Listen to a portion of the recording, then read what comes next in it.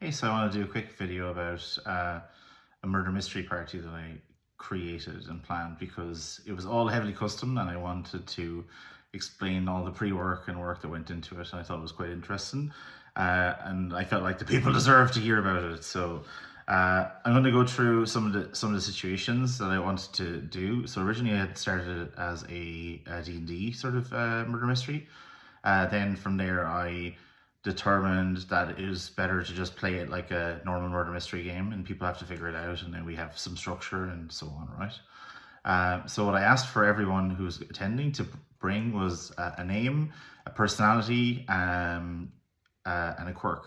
And so what they did was that essentially. I left it fairly open-ended. There was no specific theme. It was kind of multiversal and multiple time zones and stuff, because I didn't want a situation where I had to ask my friends to, like, hey, can you buy a suit, or can you buy like specific clothes for like 1920s or 80s themed or whatever, right? So they could just kind of make do with whatever they had. So yeah, I just want to do a quick run through. So these are the character descriptions that were given to me based on that. So the first one is for character Roberta Gray, who's a protocol droid like C-3PO, from a space-time in the future. The quirk is they're robotic, matter-of-fact, and logical. The next one then is Jasper Jazz Gessen. And these are the names I got in the order I got them as well. So extra bonus points for that. So you've got a tech bro from a current time or a time shortly in the future, where crypto or AI are all the rage. Quirk tries to turn every clue into a conspiracy theory, which for a murder mystery is kind of an interesting way of doing that. Then we've got, next one is Texas New Money. So Texas New Money, his appearance in quirk is a poorly tailored suit made of extremely expensive material and a 10-gallon hat that is too large to suit his head. A weak mustache and greasy hair, dock worker's build, carries an ornate antique six-shooter, but it's not maintained and is unlikely to fire. Personality traits, extremely new money, like last month, essentially cosplaying wealth, likely to offend other guests with mannerisms, often spits in the fireplace, walks with a limp due to an industrial accident early in life, and inherited his father's farm, which turned out to be oil rich. Then we've got Rafe Slazenger, whose appearance or quirk is the rakish quiff. Personality is a high-speed driver, risk-taker, debonair, alcoholic, cocaine addict, ballroom dancer. Secret is that they spy for the Swedish government, also bisexual. Potential motive, Rafe has built up a lot of gambling debts, so this person actually gave me a potential motive as well. Then we got, next one is Duke Fontaine, southern man that comes from old money. You'd think these two people talk to each other, but I swear they didn't. It's just the way it went. But you'd be excused for not believing that. He is crass, doesn't care much for his outward appearance, tries to speak with as much honesty as he can, but when put in the spot or caught in a lie, he lets out a hearty belly laugh. Then we've got Theo Ashford, lean, unkempt, always on edge, often wearing noise-cancelling headphones, stubble and bitten fingernails, worn down by stress. Quirk, loud noises unsettle him. Also, one note that was made, that I made for myself, was because this person had mentioned that they might be late. And then we've got the final person who was definitely going to be late based on the timing of the day. So they give me their character, which is super original. Renna Stennels, appearance, no appearance necessary. Quirk, lack of empathy, terrible rage, and a mild obsession with boats. And because they were late, very, very late to the party, I basically planned it so that Act 2, which is following the murder, would start once that person has showed up. And then I played a character named Victor P. Flag, a multiversal being with a flair for the theatrical, charismatic, enigmatic, and just a little too clever for his own good. None of this really came into play. It's not really. He dressed impeccably, connections. He knows everybody by different name or from different points in their lives. Some of them know him as a good guy, some of them know him as a bad guy, and so on. And then what I had designed essentially for each player was a set of a thing called memory cards. So the memory card would contain backstory memory, secret knowledge, and also goals for the act that they would have to follow through on in order to hopefully uncover more information and so on. And so one of the goals that I made for everybody, because it's kind of a social game and I want to make sure that people are talking to everybody, is if there's a person that's not mentioned in your memory card, you need to give them your business card and have met them at least once, So you're meeting with everybody, even if they're not in a specific goal or task, so you can pick up on information. Then I had to figure out the logistics of the game. I really should have probably bought a kit or something like this for a murder mystery, but I didn't. So instead, what I did was I built it like I thought it would work based on my very, very limited experience of how a murder mystery might work. But we went through the Act 1 setup, which is a quick introduction. So I introduced all the players and they all got name tags with like a thing on them. And so everyone could find who everyone else was. Before reading memory cards, since players didn't actually know didn't know what they looked like, and they didn't know what people would look like in general, take some time to go around the room and just describe ourselves on the basics part of it as well. But before all that, because this is kind of an impressive undertaking for a lot of people, it's kind of very out of a lot of people's comfort zone. We opted to begin the session with some improv games, which a friend of mine, James, kindly volunteered. So we went through 3 of the improv games. We went through the Proverbs game, which is where someone gives one word and then the other person has to give another word. And eventually, once it sounds like a fortune cookie or a proverb, you say, oh, yes. And then you move on. And you do maybe start the next one or so on, right? So you're basically just trying to form like a proverb, haiku, or fortune cookie. Then the next game we were doing was, hey, what are you doing? Which is essentially, so you tap someone on the shoulder, they mimic an activity or whatever, tap someone on the shoulder, they say an activity that they're not doing. And so eventually it becomes like a situation where you're trying to say an activity that you're not doing that matches somewhat to what you are doing, in like a funny way. And so then the next person has to do the literal version, and then it becomes like, it kind of accelerates from there. Or you can change it up entirely. You can eventually we ended up with a gag that was talking about God looking down on someone who'd fought on the beaches of Normandy and was at the gates of St. Peter asking for forgiveness and to get in, which ended up playing a big part in the overall situation. Then the final game is just it's kind of a wordplay game where you basically mimic the person before you for everything that they do. So if they go like am, or whatever, you start adding to it, and then eventually it adds giggles and so on. It keeps building from there. I don't think we fully understood that game because it just ended up being about like crass in the ass would say Peter. A small bit. So anyways, we won't worry about that too much.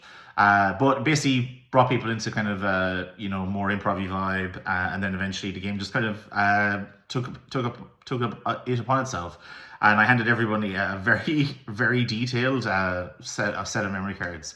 So I'm going to run through some of the details that are in the memory cards, so that you can get an idea, because these were pretty extensive, and I'm not sure how much detail you should necessarily provide, but my goal was to have a situation where people could potentially both figure out who the victim was going to be, and then also figure out the killer based on their interactions and so on. So for example, for Duke, the backstory memory that he had was he's forced into making a bet with his business rival Victor. Victor is played by me.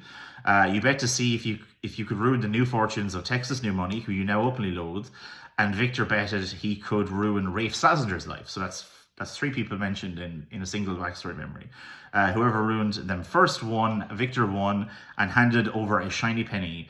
As well as that, you and Jasper were both involved in this scam to ruin Tex's life. Ever since you heard that someone has been going around sullying your name, and you've put a bounty on the person who masquerades as Mr. Fontaine. So there's a lot of little intricate details involved in that, just that backstory memory. Then the next thing that is mentioned is the personal goal. However, I did recommend people to read the secret knowledge first and then go back to the personal goal, because they kind of feed off each other a small bit. So the secret knowledge in this case was Victor baited you into making the bet by threatening to ruin your good friend Rennis Dennell's life instead. If Tex were to ever confront you about what went on that day, you would talk about how transparent him and his new money way of life is, and that you just got what he deserves. You don't mention the bet. That's like an unwritten rule, essentially. You found out that Victor cheated in the bet by directly influencing Tex. They have been secretly friends all along. Jasper helped to forge fake planning documents to try and ruin Tex. Then you've gotten your hands on some exonerating evidence for a USB drive that clears Theo Ashford of blame for the tech startup blowing up that he and Jasper had together, of which you were an early investor. So there's all the characters kind of interlinked in different ways, and so then the intention is to have different versions of the same thing across multiple characters as well, with like extending information. So you hang this over Jasper to get him to do what you want, what you say, like forging an invite for Rennis. You're going to give it back to Theo and betray Jasper. So betray Jasper is one of the goals eventually. Someone at the party tonight sent you a letter saying that Victor has been ruining your good name all over town by conning people up and down the highway posing as a Mr. Fontaine. It's not enough that he has your penny, but to tarnish your good name. So you plan to confront him about this, and that goes into the goals again as well. So then Rennis, a very good friend of yours, is late to the party and uninvited. Jasper helped to forge him an invite. His arrival signals that a death is soon to occur, as Jasper has a letter for him with explicit instructions to kill whoever holds the shiny penny. And that's intended to have it be that Rennis is a suspect even if he's not a part of Act 1, because he has explicit goals to seize the person or kill the person who has the shiny penny. And then final one was you and Tex used to be childhood friends, but grew apart as you adopted your old money lifestyle. You can't help but feel like he was leeching off you. Then when he inherited his family farm, it turned out to have oil in it. He became new money, and there was the possibility to rekindle that friendship, but the bet had put an end to that. So that's just Dukes. I'm not going to go into massive detail. But then for Tex, for example, he was told to confront different people, talk to different people, find out different information. Some of his secret knowledge was secret knowledge that other people would have as well. And then people would do things that would interfere with the plans that other people had as well. For example, like stealing the USB drive off of Theo was a goal that Rennis had. Or Jasper wanted it as well, because Jasper was the person who basically tanked the startup. And so all these things were coming out from the memory cards, essentially. So yeah, it ended up quite detailed. A lot of people were interacting with each other, had different sort of interactions. Rafe, for example, is he's playing the character of Mr. Fontaine as well. So he actually had two business cards. Everyone had a business card, but he had two business cards. One was the Mr. Fontaine business card. And then there's an ongoing subplot that Theo was aware of Mr. Fontaine, and he thought it was Jasper because Mr. Fontaine is a con man, and the people he was conning were his friends, Theo's friends' grandmothers. They were like the first people who were on the target list. And so that was assumed that Jasper was Mr. Fontaine by Theo. And then Theo let people know that fact as well, because Jasper had already ruined his life. And so he was telling other people, hey, this guy has been conning people as Mr. Fontaine. And at least that was the intention from the subplot perspective. However, the character themselves was a bit too nice, maybe missed that point, didn't spread the information as much as possible.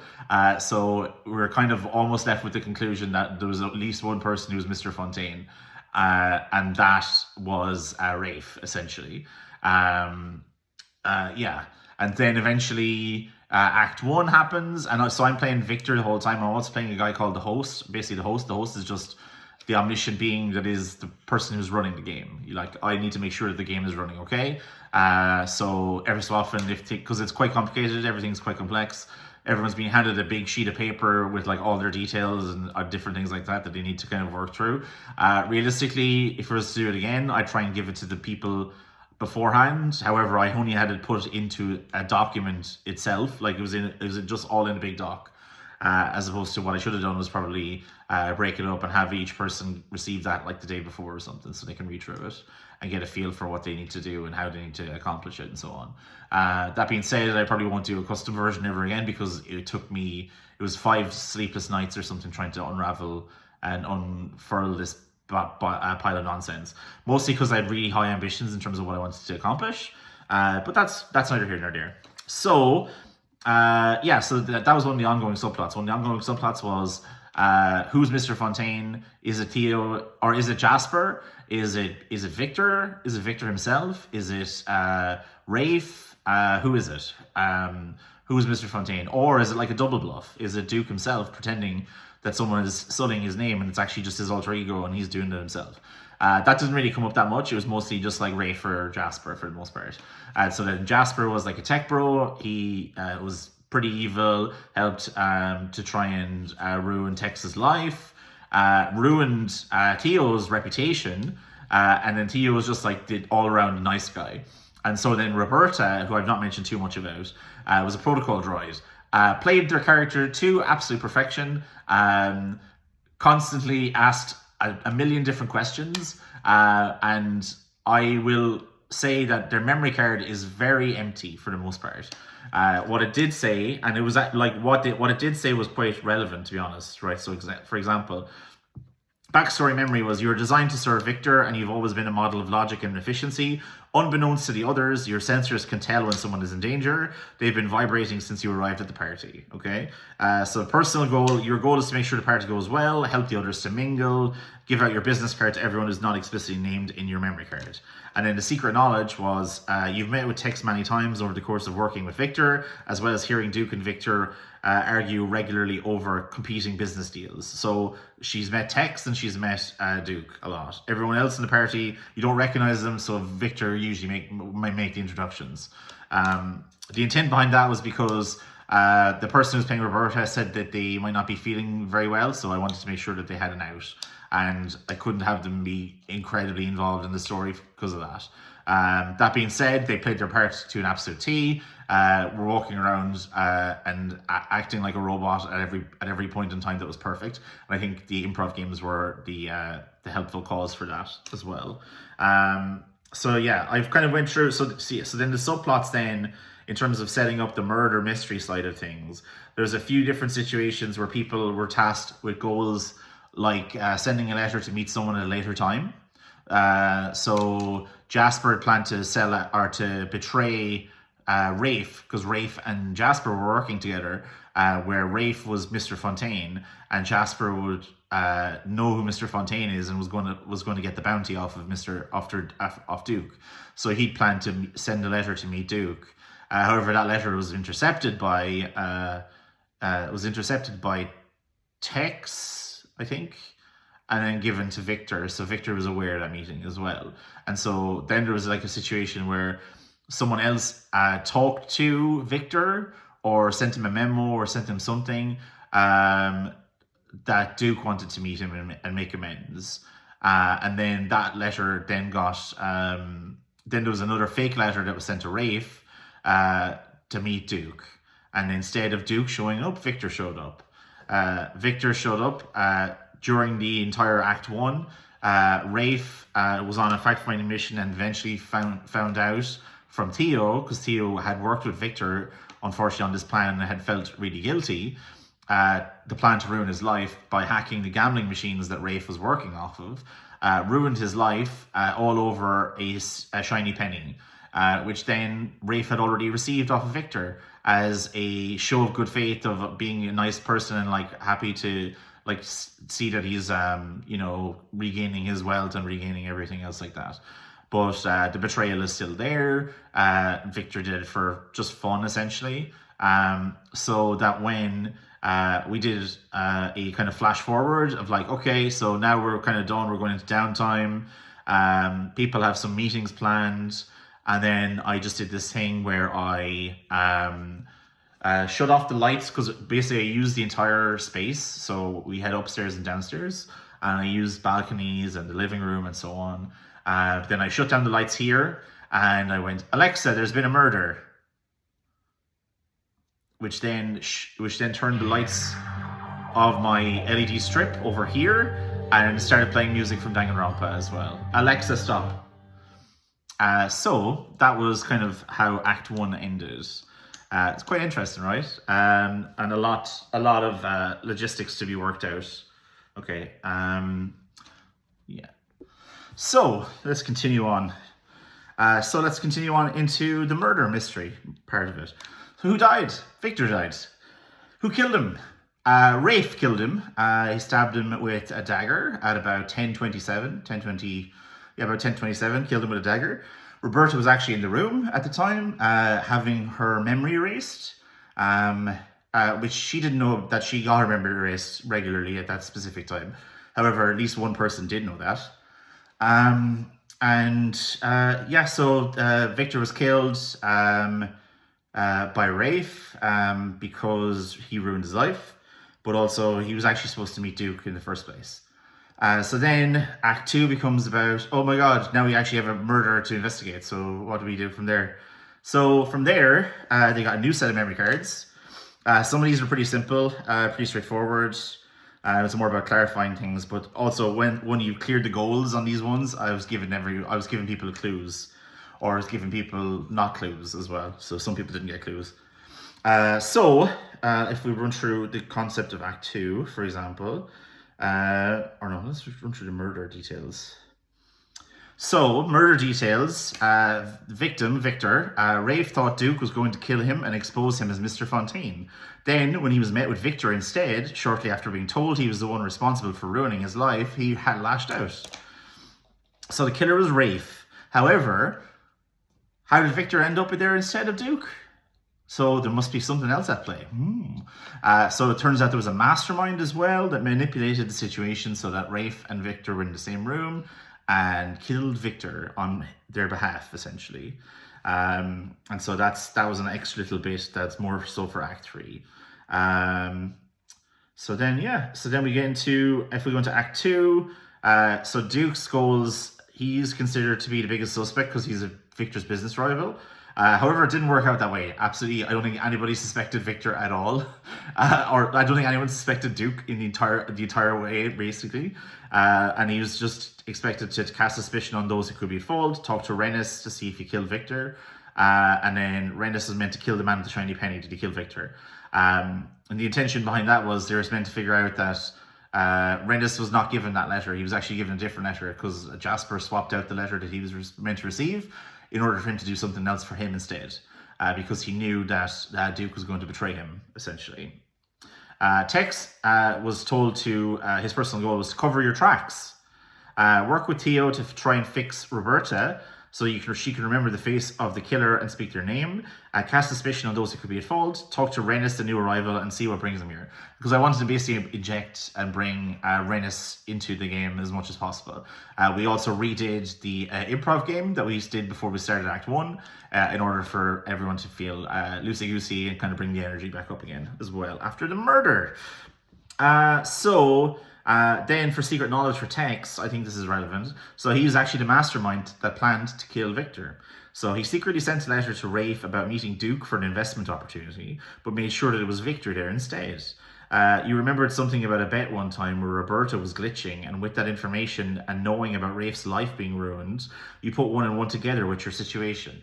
And also because Roberta in her state was glitching at the same time and kept going on about Victor, Fontaine, and a bet the whole time. So you realize that Victor only became your friend because he would win a bet with Duke, and in the process it cost you the possibility of rekindling a friendship with Duke.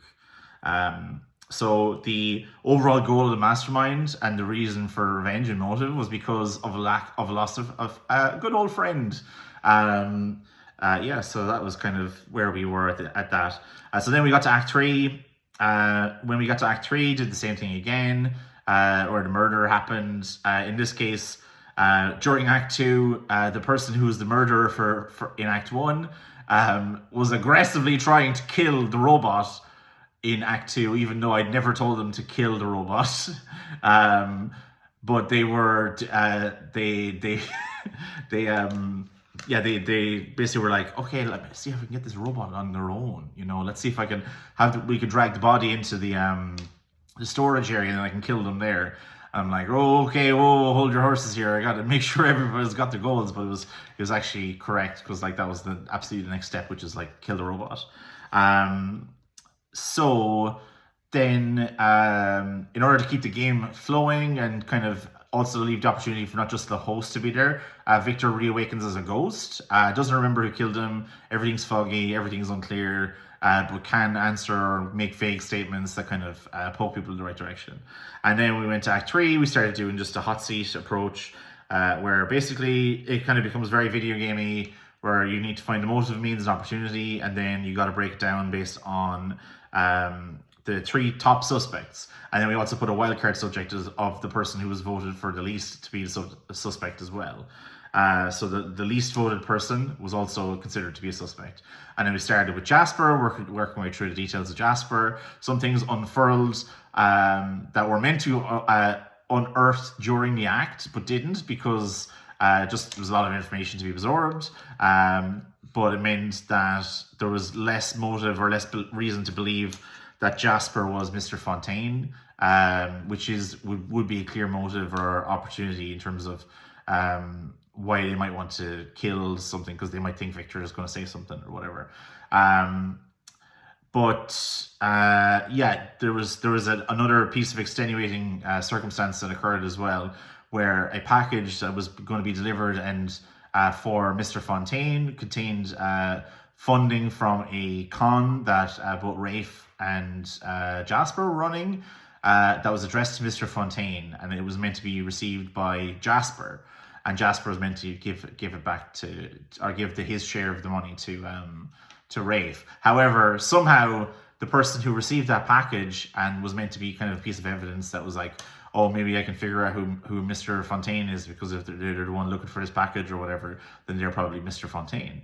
The person who was Mr. Fontaine was like, oh, you have a package for me? Oh, great, I'll take the package. Without realizing the ramifications of such an act of like volunteering that information. So generally speaking, I think it was pretty obvious as to who the murderer was.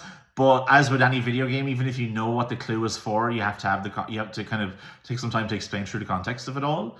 For example, and then there was one clue that I left just in case everything was too difficult to figure out, which I could kind of bring up at any time, which was, there was two parts to it. First part was, in the back pocket of Victor was the business cards of Mr. Fontaine, which were either planted there, or maybe he was the person pretending to be Mr. Fontaine, etc., etc. However, if you were to examine closely on the business cards, you would see that the subdomain that's being used is a Swedish subdomain.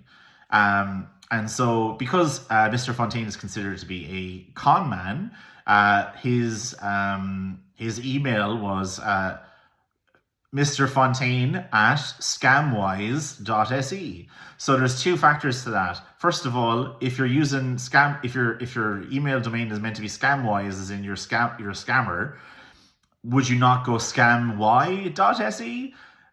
Which means that maybe you're not the most familiar with computers, which would maybe rule out the tech bro, Jasper, as well, along with the fact that it's a Swedish domain and we've got someone who's a Swedish spy. So that was like my kind of get out of jail free card in terms of being able to figure out who the murderer was. Then, once the murderer was determined, it was very clear. The murderer, Rafe, stood up, walked over and just started stabbing Duke. And we flipped a coin to see whether he successfully killed Duke or not in front of everybody.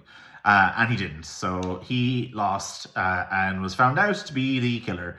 Then I mentioned about the details relating to why was Victor there, not Duke? It seems like Duke was actually the intended victim. So what happened?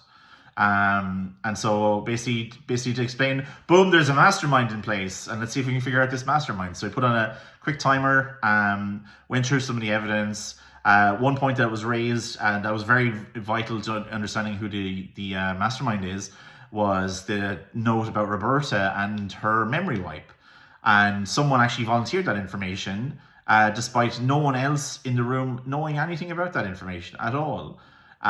Which implied that it was maybe secret knowledge that they were aware of that maybe had a hand in the situation. But nobody picked up on it.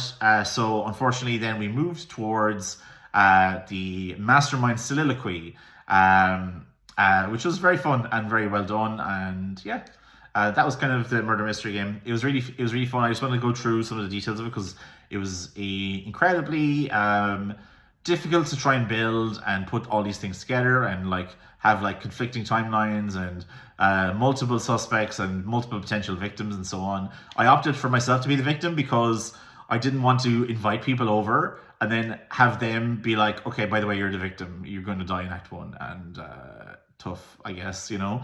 And I didn't want to have a detective character as well that was coming in and kind of going to save the day or like be the main character, so to speak. I did think about it or did consider it for a few moments, but opted for a different approach. I think a lot of it worked out. It was very difficult to kind of plug the holes or plug the gaps, which is why it was very important that I had a good grasp and understanding of what needed to be known and what needed to be, like, what wasn't necessarily known sometimes. And most of the things that were known were meant to be known, and most things that weren't known were not meant to be known. So there was a few things that slipped through the cracks, but that was expected to happen given the complexity of it all. But yeah, so they solved the murder mystery, were able to escape the demiplane of Victor P. Flagg and make their way home with new vibes in mind, I guess, you know, and hopefully maybe poor Duke and Tex might be able to rekindle their friendship. Now they actually hugged it out at the end because they realized. So Victor put Duke in a situation that forced him to try and ruin Tex's life. But Tex and him could have been really good friends because now they actually both had money. They're both rich, even though one was old money, one was new money. But there was no situation where they could be considered to be leeching off each other, and they were maybe at an even ground. So the motive was friendship. So yeah, thanks so much for watching. I know this is probably a very boring video, but I still wanted to put it out just because I spent so long on this thing. So thanks.